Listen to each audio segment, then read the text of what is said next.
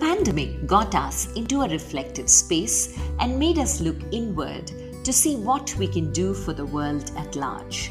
As a self-expression coach, I became a catalyst for women and started Vani, a one-on-one coaching program for women on finding their voice, to speak up, to be visible. As a storyteller, I spotted there were many ordinary people amongst us leading extraordinary lives, making a difference to the world, and they needed to be heard. Thus was born You and I with Rashmi Shetty, where amazing personal journeys with their uniqueness and individuality are showcased, a reaffirmation of the fact: open your eyes wider. The world is far more beautiful when we acknowledge the presence of both you and I.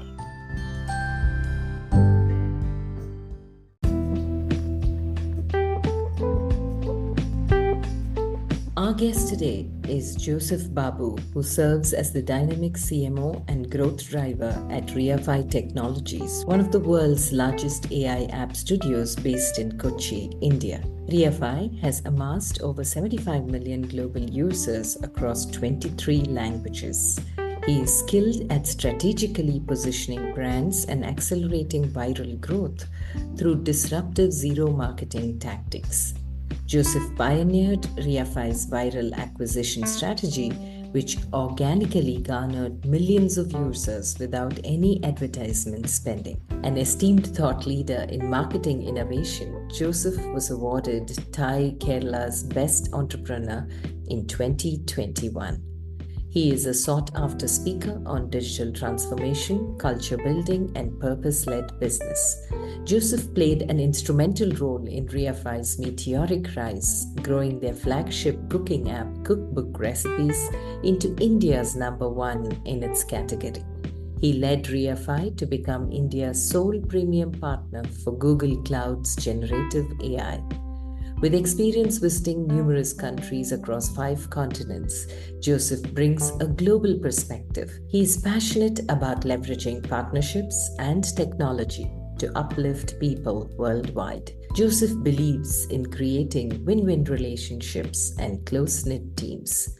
Fueled by curiosity to drive change, Joseph is often found exploring diverse cultures on international expeditions. He is envisioning the next decade steering Riafy's AI systems to assist people and society.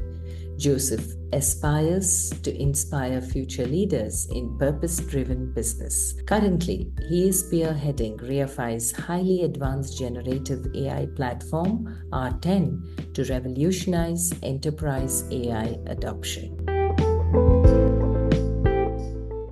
Joseph, after the conference talk, the Kettle conference talk of yours, I was completely floored with the authenticity that you brought to the table.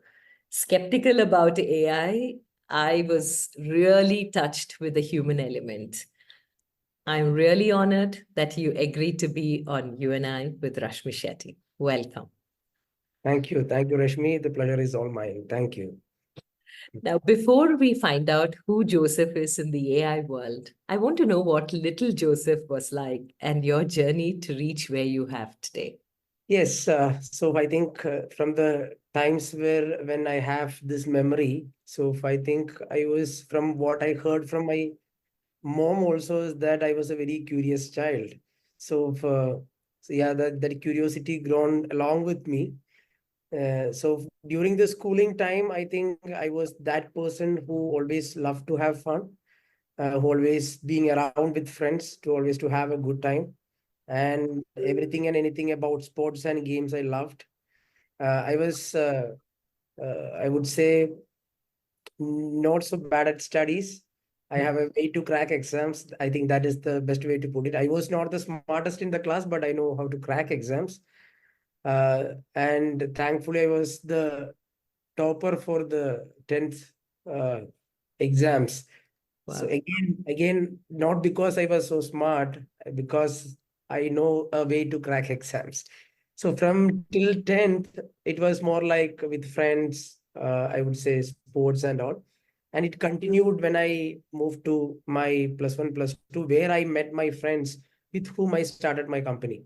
Hmm. So it was going to my plus one, plus two school was really interesting because the kind of peer group that I had was really talented. So if I could quote an example, if today, like after half an hour, if we have a program in the school, these people were so smart that they can organize it like they were planning it for more than 1 month.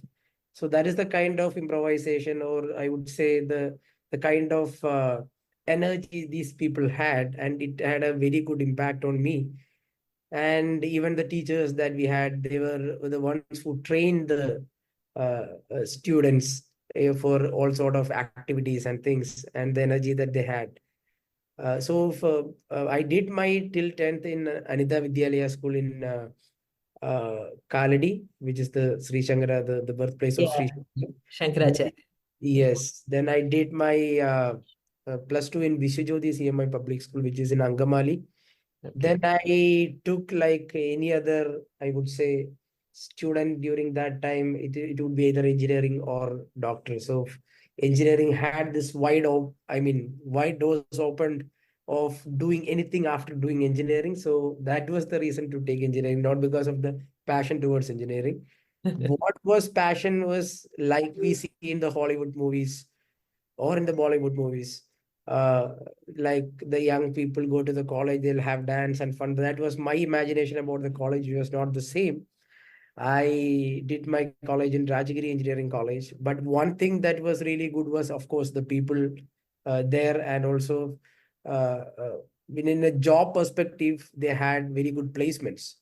So what happened was, by the time that I got out of the college, uh, I had multiple placements. So this is my side of story, but in between the college itself, the I think the seed of the artificial intelligence started from the college time. So my friends uh, uh, who I met during my plus one, plus two.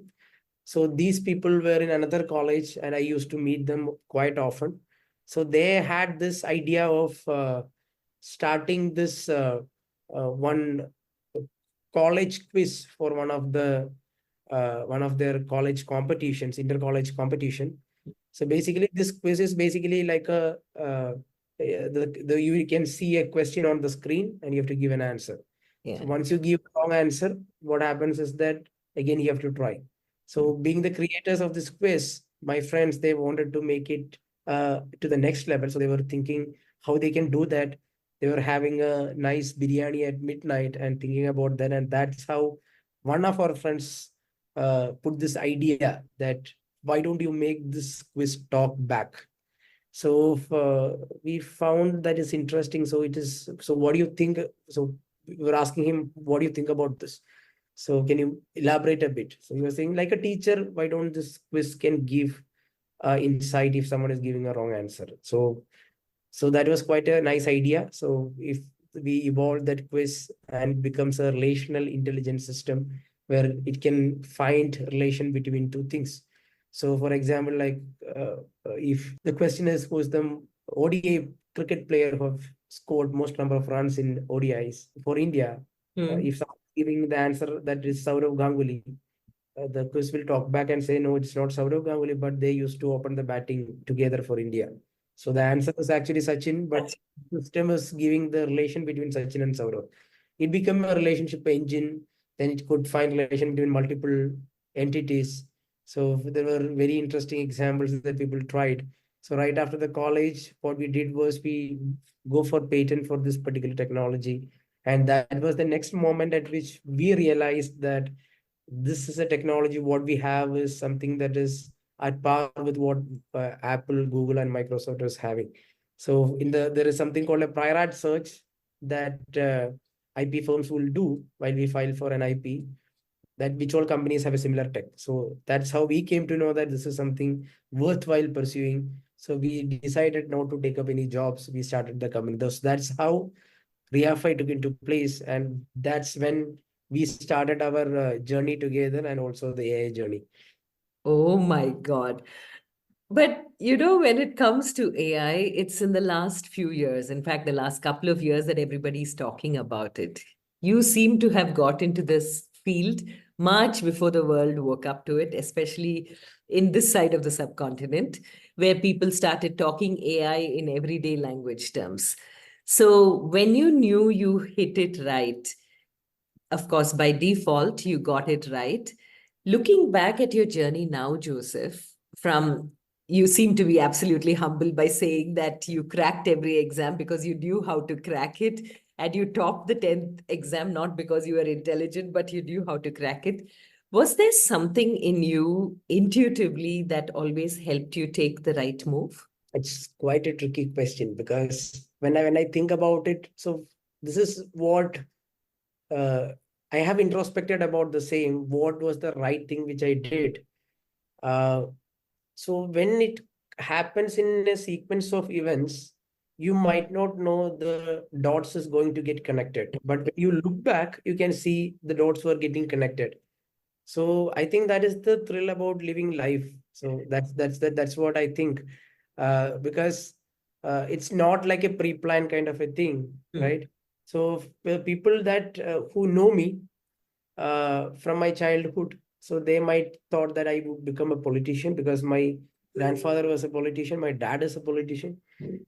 Then some of my teachers thought that I might pursue something like civil service, which again, I honestly don't think I could crack it. But these were the expectations. When I took a entirely different path of entrepreneurship, which I have no clue about doing because I'm a first generation entrepreneur.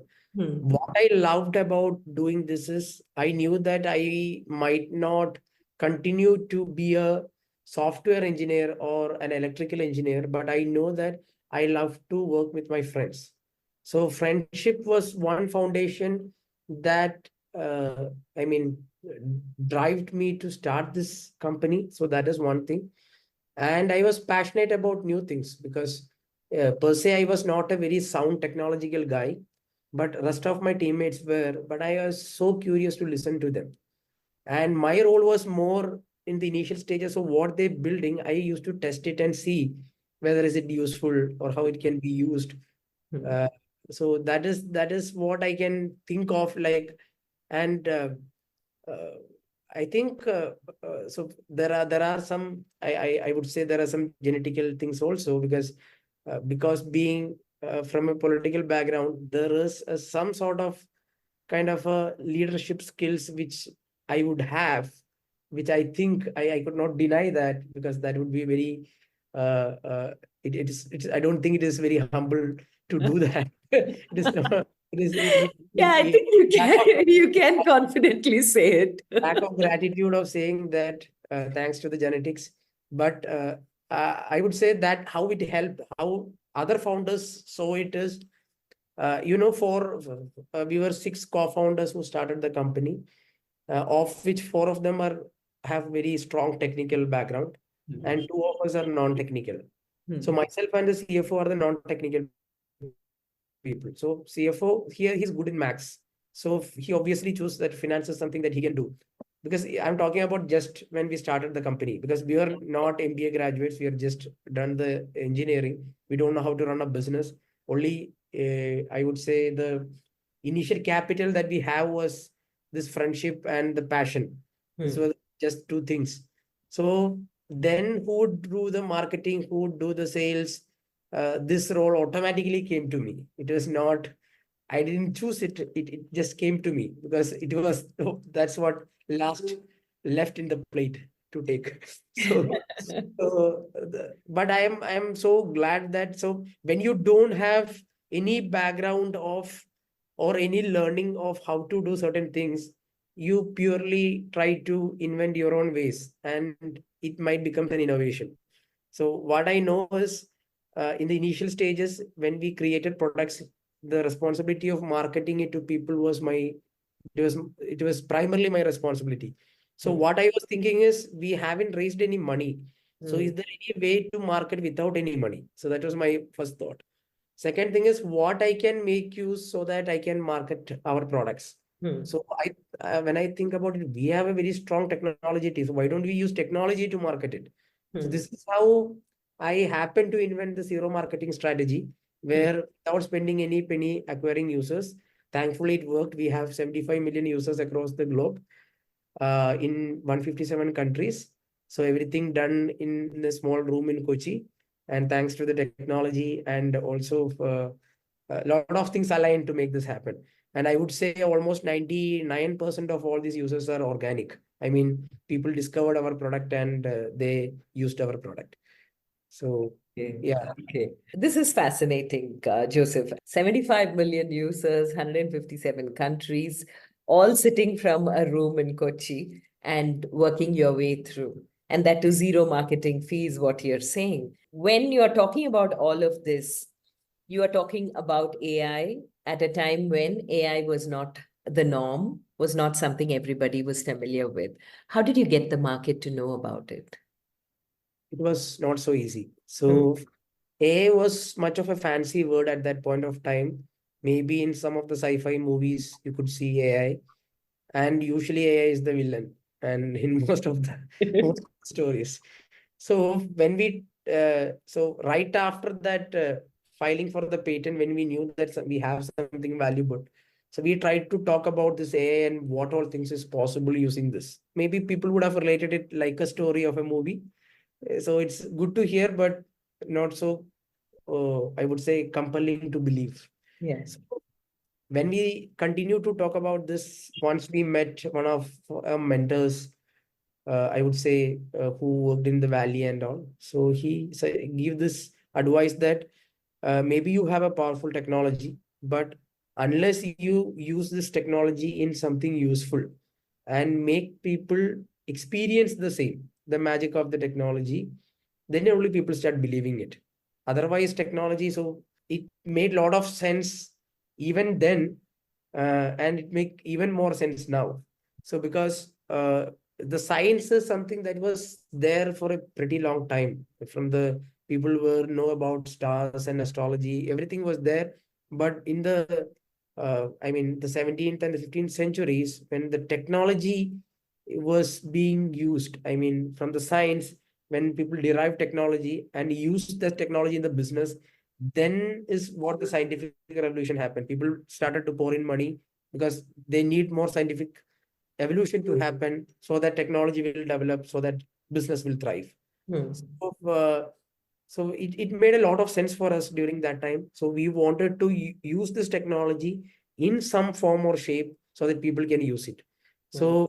So talking about only theory can take you so far, like in the Oppenheimer movie, what he says, theory can only take you so far. So we realized that in the early part of the journey.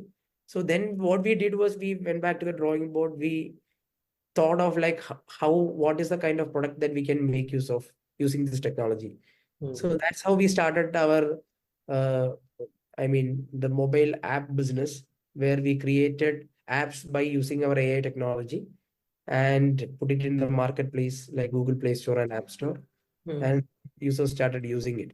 So, and we never talked about AI after that. So, because ultimately, when it comes to a business, if a user, when we launch a product, it would be for certain segment of users. Hmm.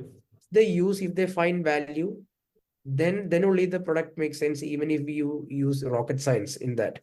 Correct. So we truly understood in the beginning stage itself. So we didn't say that we are using any of these technologies. We created the product so that we focused on the user experience part, use technology to improve that user experience. And it was like a 7 years journey. And within 2 years, the first app that we launched, which is the Cookbook Recipes, became India's largest recipe app. Now it's the second largest in the world. So that journey was, I think, which was a core focus on customer experience. And in order to create that customer experience, you leverage technology, but we didn't talk about it.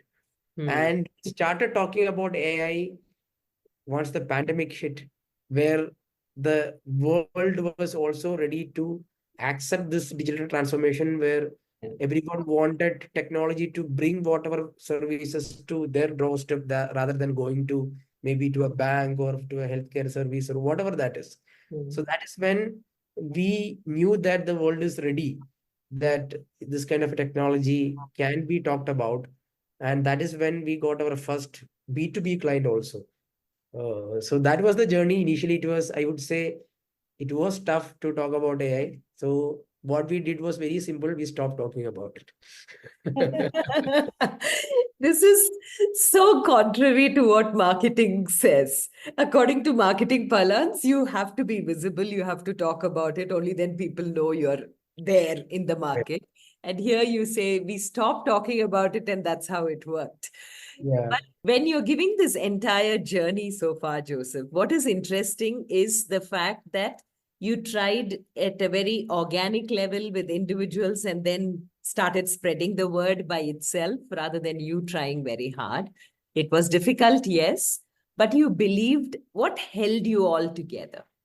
What held you all together? Because it was a tough journey at that point of time, but what held the six of you together? I think when I look back, I think the best thing that happened was the team that we had, the six founders. If I say the journey, initially for the first 3 to 4 years, it was just six of us and one employee.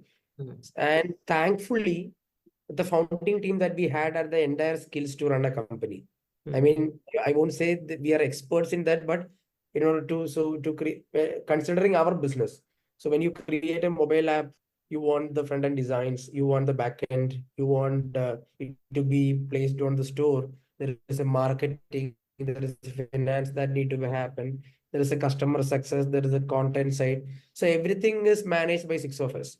And for the content management side only, we hired one person. So as we had this entire skills within the team, we were so comfortable with each other, right? So this comfort was the one thing that keep us driving for the initial years, right? And definitely we are friends, so we know each other. We know the other one's weakness, strength. So it was really easy for us to play along. I mean, it made a very good team. And once we had challenges, definitely this journey have challenges. Once we had this revenue dips, and there was a phase in during the journey, and at that time it was more profound of being there for each other. So before, when someone in my team, I mean the founding team, and someone start talking, I know what is about to talk. That is the kind of connection. And when someone says something, we know why he's saying it. So this understanding was one thing that connected the bond between six of us. And this bond is what thrived us in the 10 years. So I am very proud to say that we know we have a lot of contemporaries who started during the same time. But I don't think that none of the founders have the same founding team right now. Maybe they have a scale to other companies, or them have split it. So because of many reasons, but this is something that I say with so much of pride, that we stay together. And that friendship was one thing which built the foundation. I think that word kept us strong together. And just to mention about the previous notion, that I stopped just talking about AI. We never stopped talking about our product. We just stopped talking that it is AI that powered this product, but we talked all over the media, all over the. So I think Cookbook was the first product from India to be showcased on Google I/O in 2015. So the marketing was going so active, but the AI part of it was the only thing that we kept uh, silent, because people could not get the why AI, or AI was uh, not a topic that was off discussion at that point of time. And it's smart to do the marketing. Once you have a wave, you have to ride it. So you to create a wave, it requires more resources, right? So Yes. that was a, I think when I look back, I think it was a wise decision that was made. Right. And curiosity prompting this question out. You chose Cookbook because it has universal appeal. Food is something that everybody needs access to and would love to try new things. Is that the reason why you started with something like Cookbook? Yes, I think that was the major reason to start with. To putting up the real story, we actually launched a first product which was technically very sound. Again, sound very AI centric kind of a product. This product was basically known as movie tarot. It basically predicts the box office collection of a movie before it release. Also, it predicts the happiness of the movie. And we thought it was very cool kind of an AI product because no one could predict the movie's happiness at that point of time. Only we know the reviews, which is very subjective and personal. Yeah. But it didn't work in the market. It was another learning at the early stage that we should launch something that the market needs or the people need. Then we look back, what is people are looking right now in terms of a product. Then we found as a category, health and fitness is one category that is booming back in 2013, especially in the Google Play Store and App Store. So this was the analytical part of it. The second part of it is there is one cookery show that has been running since 90s in the Kairali channel, which is one of the channels. And I have seen my mom watching all the cookery shows at home, even though she's not very enthusiastic about making the dish, but she likes to see it. So I have even I also sit along with her. So there is something with cooking. So cooking is more like uh, not just for the taste buds, but it is more like a passion kind of a thing. Like you learn a guitar. So cooking has that thing. So that is one reason, one primary reason we started with cooking. So when we started, what we were thinking was we don't want it to be very restricted to so this is one fundamental ideology that we had. Even when we started with AI, we wanted AI to break that all barriers of economical, social, and language divide. So when we started itself, we launched in all major global languages. So even in Spanish, even in Italian. So when those people take our app, they feel like it is their homemade app. So going global and making it local was our mantra when we started. So then I came to know that this was apart from English, there was a 50% market for the other languages which we tapped in. So this was something that we, apart from choosing the cookbook as an app, health and fitness sector was one reason. The passion for cooking, the demand for cooking was one reason. And none of us cook during that time. None of the founders would cook. Then later we came to know that we need to know what is the actual problems of someone who cooks using this app. Then we try to do this user testing, get the feedbacks, try to sit and read the entire reviews that people writing, try to solve it using technically. Southeast Asian market, there is something very unique that during that time the smartphone revolution was just happening. So there is a voice storage limitation. So people would have a messaging app, people would have a email app. Apart from the fundamental apps, people want to keep a cooking app that has to be that compelling, right? So that was one problem. The first problem was basically how people would keep your app in their phone when the memory is so low. So it has to be that compelling. The second one was to use this app, you need internet, right? So when you go to kitchen to cook, because that's where you cook, if you are using your Wi-Fi might not have range in the kitchen, right? So will it be possible to access the recipes offline? So this then so similarly there I can quote many examples which we learned because we don't know cooking. We try to sit and read what people are saying, what is their problems, and try to solve the same within the app. So this is how we approached it. So we were a bunch of people who don't cook but who love to eat.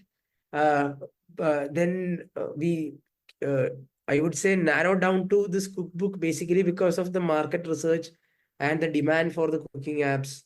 And starting was just only one thing. Starting the cookbook was just one thing because initially it was a simple app where there are certain categories. You can click open, you can see the recipes, ingredients, and you can cook. Then it becomes a entirely different app where you can see what is there in your fridge and you can get recipes for that. And you can get the shopping list while you go for shopping. All the problems related to cooking, from thinking of cooking to planning and actual cooking, we have a cooking mode also. Without using hand or anything, you can just say and move your ingredient things and steps and all. So that this is how we end up in started cooking and how we progressed about it. Okay. And the languages that you chose in which they could be understood, was again based on the population and the most spoken languages. Is that how Yes. you divided that? Okay, Yes. the translation will happen that way. Right. So we initially started with that only because when you are a startup or a small team, you have to carefully handle your resources. Yeah, Right? yeah, So because there would be one language that would be used by a small number of users. yeah, Engineering effort to build that would be much more. So to create, if your impact is on your centerpiece, what is the kind of work that make a maximum impact? So we started with Spanish, Italian, because those were the languages in which most number of Android phones were sold. mm. So that was the criteria for us to choose the languages. Oh, So because it made immediate impact. yeah, yeah, yeah. Very smart, very smart. And this is where I think you beat the rest of the world in order to make sure that your grounding was very strong, your presence very visible in a space that the pandemic created for all of us to get into digital world. And there you were already when the world was getting into the groove, phones became smarter. And suddenly you found yourself very, very relevant to the world and the language that the world was speaking. So, was it a very easy, soft launch for you when you got into AI formally and announced it to the world? Was it something very matter of fact, easy, and you had already arrived by then? Uh, there were easy parts of it and there were hard parts of it. I tried to segregate both. The easy part was being started with AI, the head start that we had in since 2013. It Hmm. is not the idea of or the technology, just the technology. This technology was validated by 75 million users. So when an AI system is being used by users and when we have data and fine tuning is happening to the system, it becomes more valuable because the real user data is being coming. So what essentially happened in the journey till the pandemic was we were creating that cleanest data repository, which can be used for fine tuning this AI models that we can hear right now, the foundational models that we are talking about.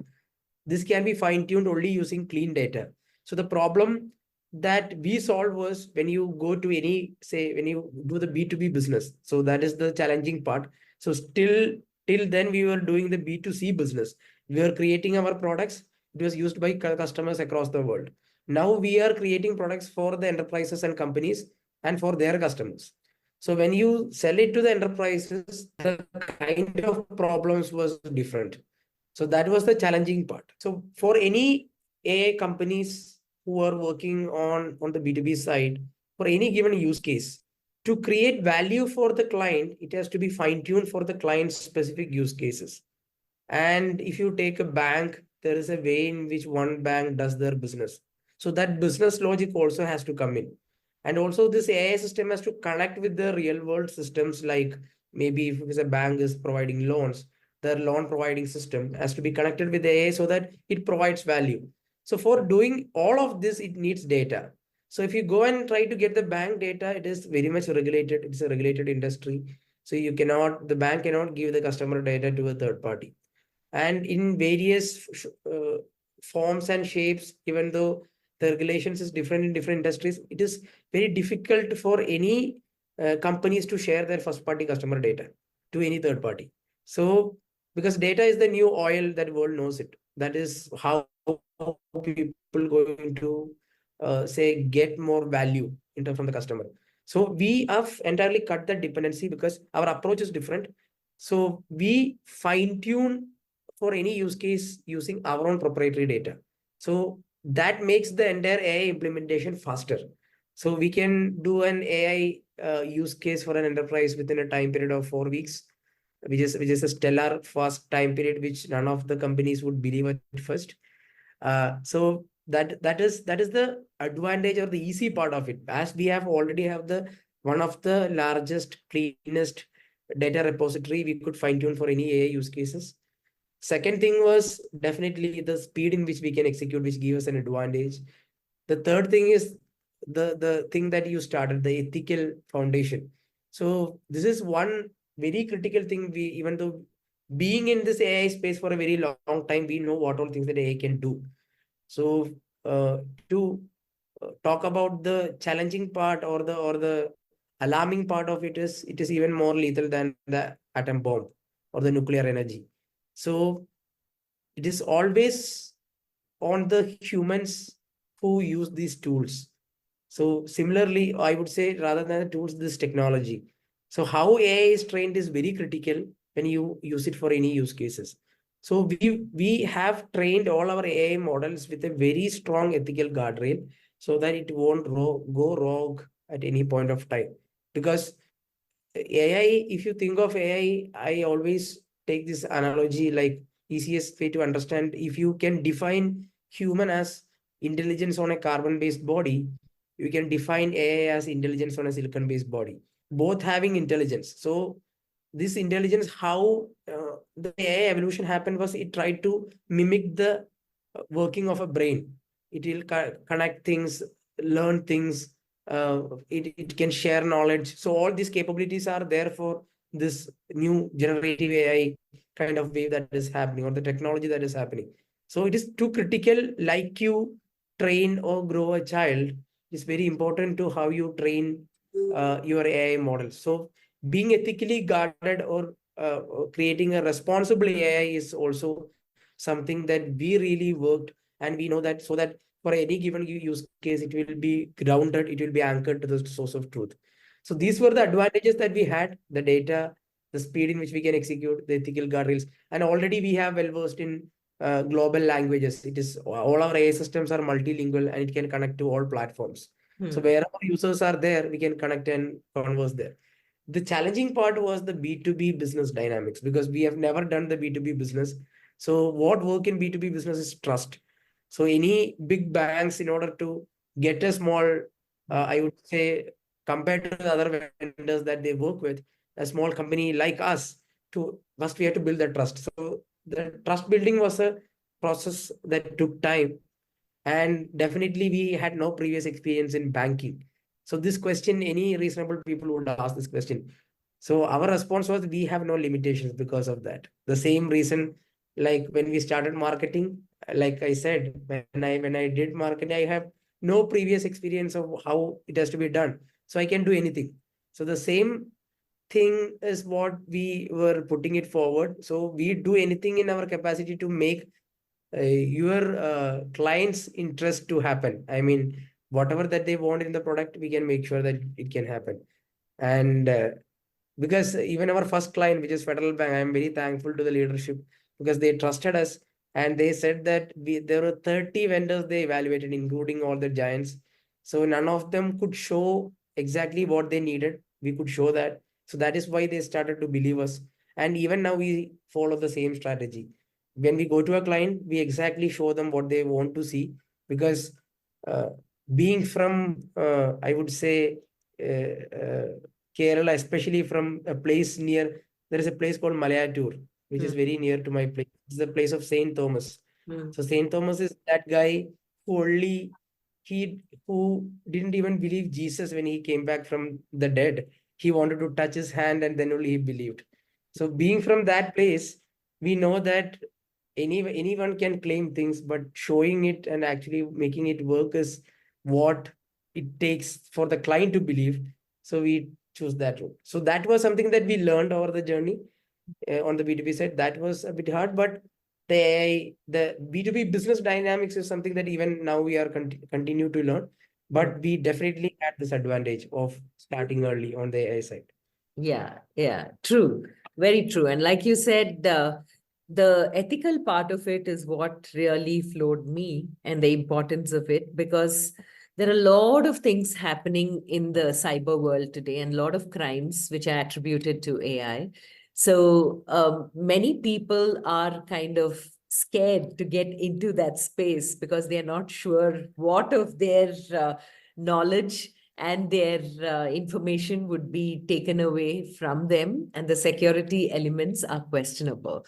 So when it comes to AI, let's start with something as simple as Chat GPT.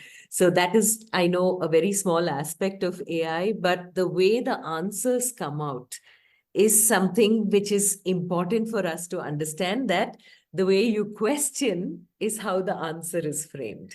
So for that prompt, you need the human intelligence to intervene to give the right prompt to get the answer as per your need.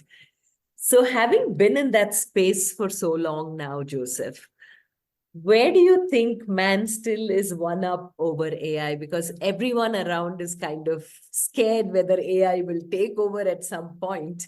And you are holding ethics as one of your biggest pillars.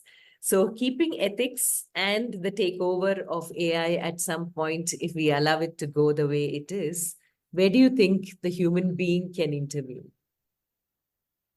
It's actually a very relevant question because being on almost all AI debates, this question has been coming.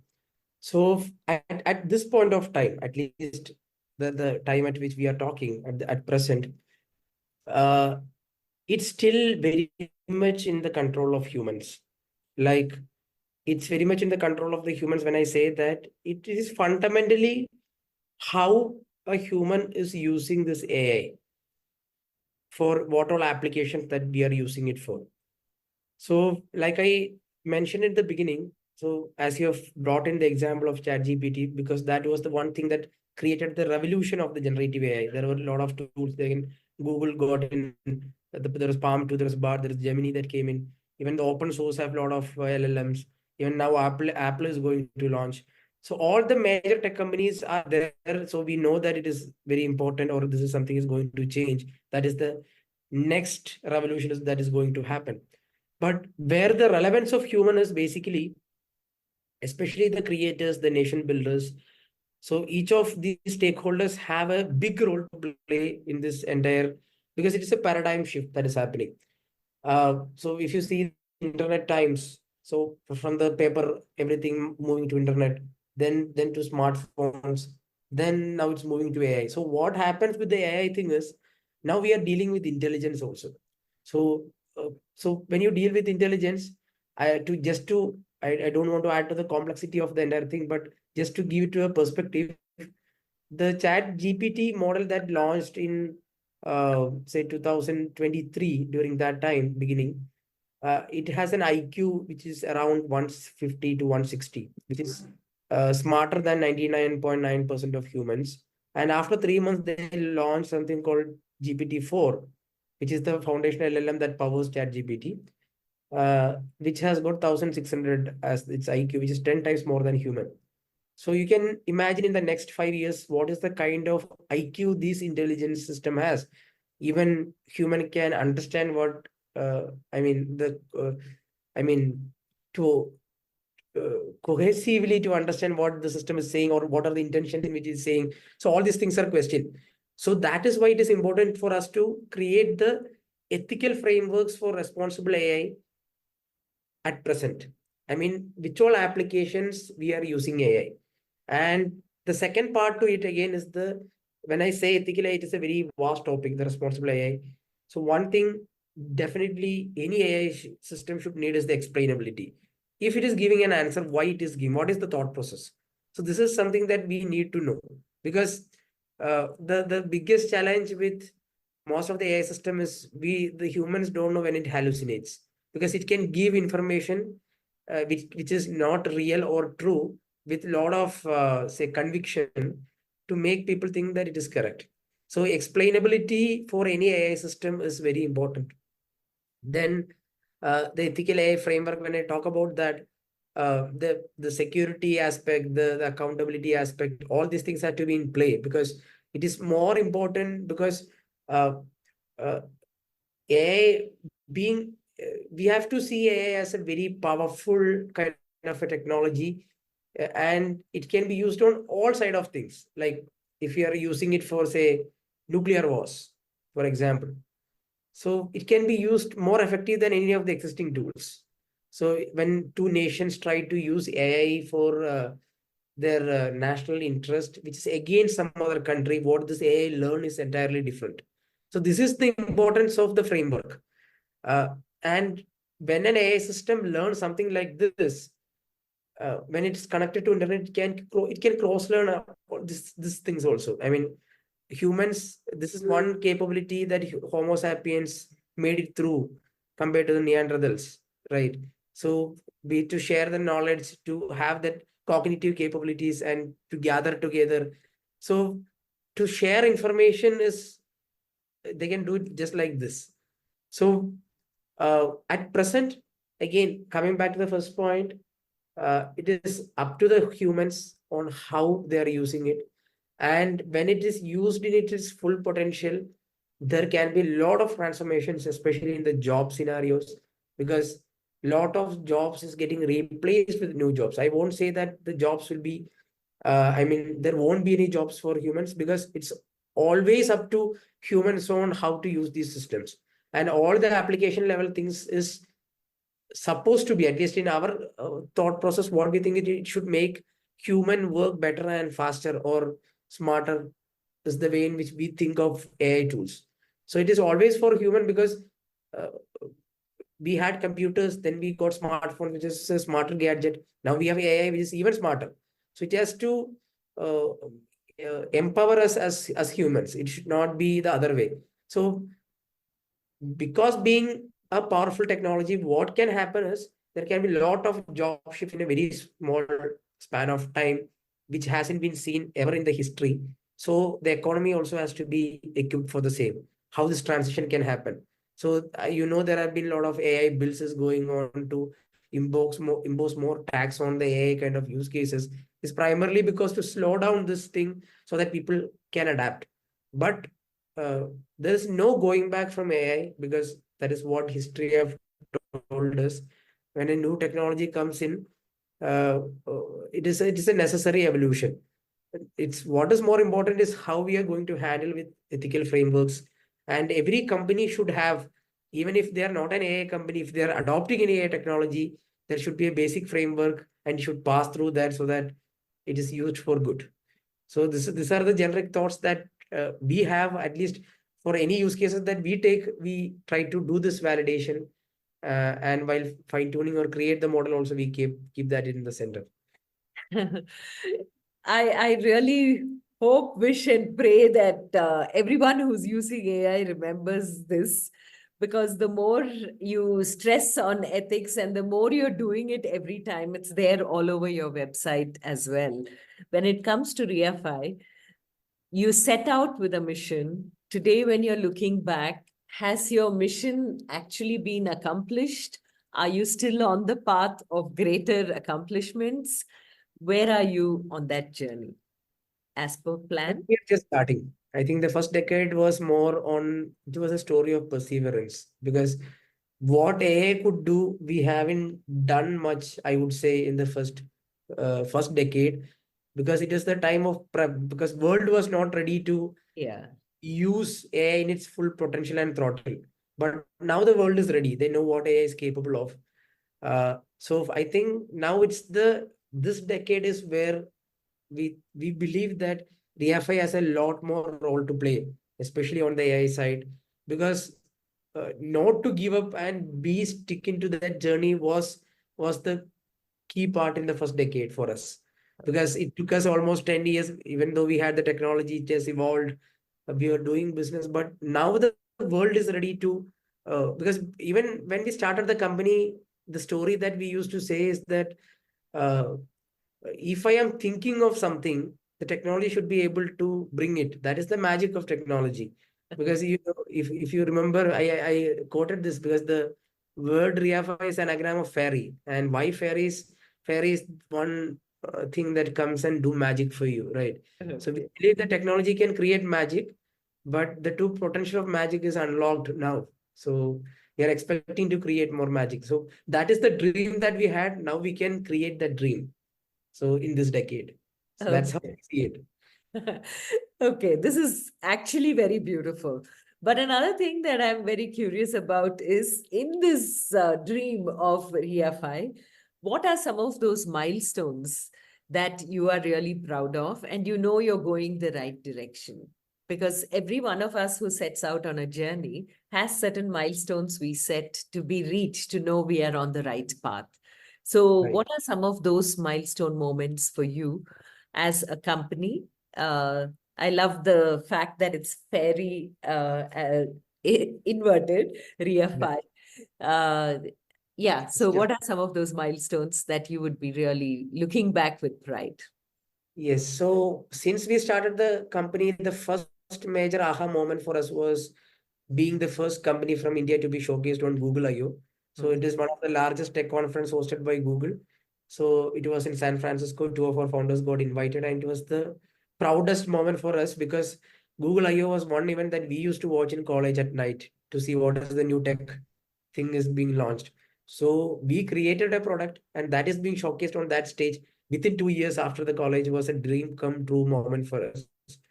And since then, for every 5 years, Google have showcased one or other products. Again, we continue to do that success consistently. Otherwise, it is like a one-off thing, like being there for one time. And in 2019, the Google team flew in and created a story of Riafy. And so that was the B2B journey. And one thing that I am very proud of is, so we have gone through that valley of death, I would say, where our revenue started drooping. From there, we restarted our journey in 2018. So again, when I look back, when you talk to experienced founders for being an entrepreneur, they say that the entrepreneurial graph is just like a sine wave. It is not like always going like a flat curve. There will be ups and downs, but you make sure that the sine wave is going up. Yeah. Right. So this is something exactly how the journey was. The other key milestone was for us was last year we were invited to talk about responsible AI in the Google Cloud conference in US. We were the only founders from India to be invited for that. So I think that is a testimony for the work that I have been doing for the last 10 years. It was a proud moment for us. So our CEO, Mr. John Matthew, was there to talk about the same. And when we look back, the 75 million users that we have in the B2C side for still using our product. And uh, the one story which I could recall is, I think it happened in 2013, that when we launched in Portuguese language, there is a Brazilian girl who sent a review saying that she baked a birthday cake for her mom and she loved it. Thank you, Cookbook. So we know that we could not touch people's lives for so far in the other part of the continent. So these are the moments that I can think of. And in terms of milestones, right now we are the only generative AI partner of Google Cloud in India. So it was a quite a big achievement for us. And going forward, we are seeing to grow our business. So right now, when I think of so people used to say that if your company was not in Kochi, if it was in Valley, the kind of money that you have made is huge. So we want that also to be rectified in the next decade. Hopefully, in terms of economically or financially also, we want to see a big success. So this is something that I wish for. Yeah. Amen to that. Yeah. And in spite of all these successes, Joseph, what really touched me in your talk was the part where you spoke about how you work 4 days a week and your wives are equal partners. Now, how did you keep your relationships so closely knit, personally and professionally, and make sure you have the true balance that people wish for and hope for? Right. So every company will have a culture, right? So culture is not something that you can say speak or you can I would say impose. It has to be created. So for us, we were not very sure that what is the kind of company culture that we need to create, but being a company that started with 6 friends, it automatically have a close knit of a family vibe.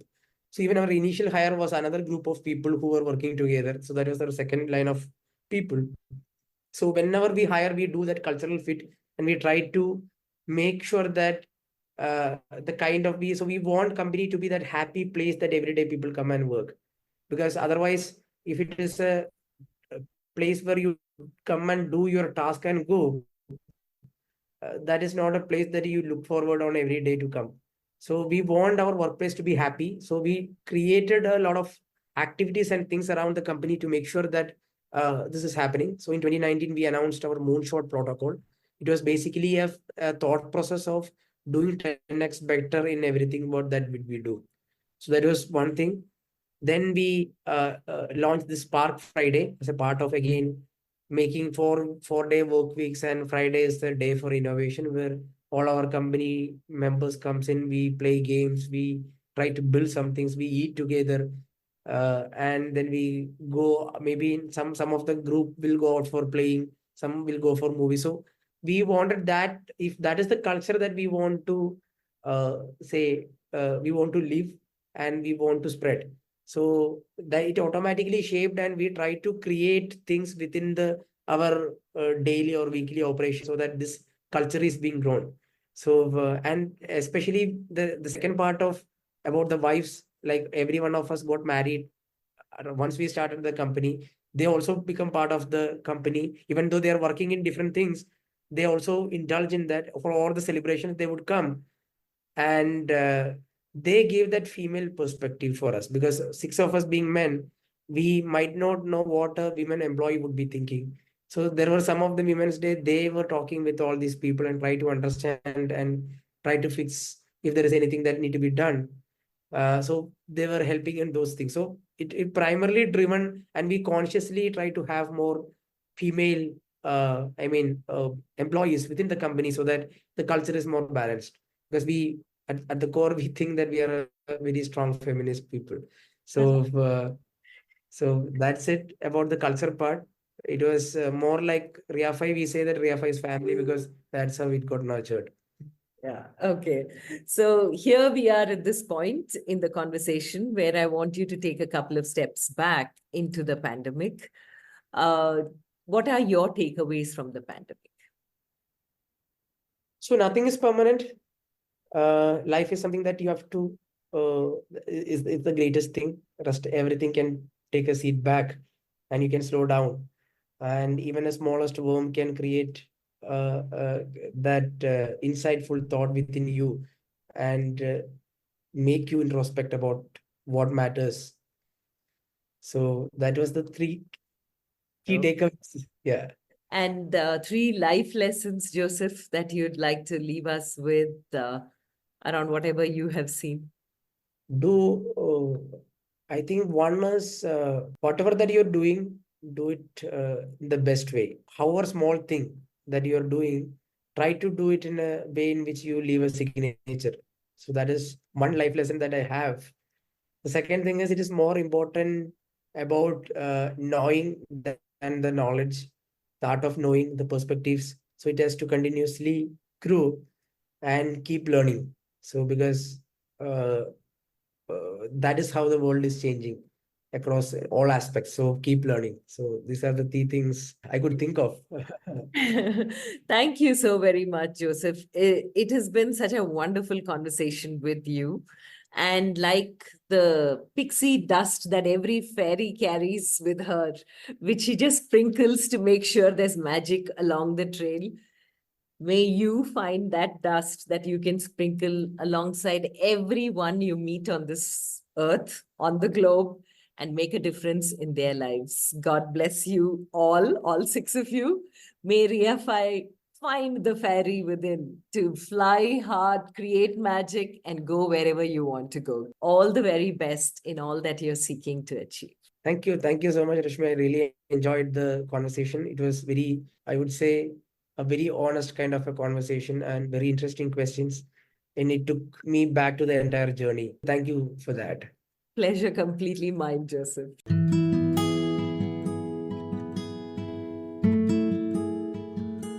With that, we come to the end of this weekly quest of You and I with Rashmi Shetty. Do let us know if you know people who make the world beautiful. Write in to rashmi.thethirdeye@gmail.com. That is rashmi.thhirdeye@gmail.com. Come, let's explore this amazing world together, both you and I.